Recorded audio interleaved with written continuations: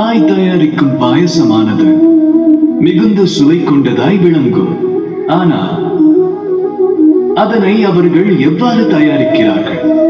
அதற்கு அன்னம் மற்றும் பால் அவசியம் தேவை. தேனை போன்ற தித்திப்பும் தேவை. இவை அனைத்தும் இணைந்து அனலில் குறிப்பிட்ட நேரம் வேக வேண்டும். எளிதல்லவா?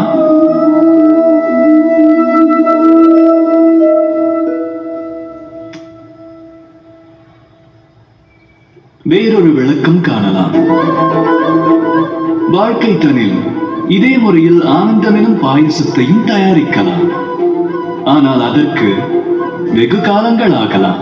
சுத்தமான பாலினை போன்ற உணர்வுகளை கொண்டு, பிரியா உறவில் அன்பினும் தித்திப்பினை கொண்டு ஒன்று சேர்த்து, பின் அதனை முயற்சி மற்றும் உழைப்பெனும் சுடரில் இலகுவாக கொதிக்க வைத்தார்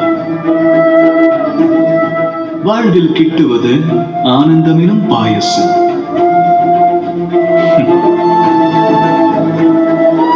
நினைவில் கொள்ளுங்கள், பண்போடு பரிசுத்தமான உணர்வு, கபடமில்லாத இனிமையான அன்பு, ஆத்மார்த்தமான அற்புதமான முயற்சி, இம்மூன்றையும் ஒன்றிணைத்தால் வாழ்வில் ஆனந்தம் கிட்டுவது நிச்சயமாகும்.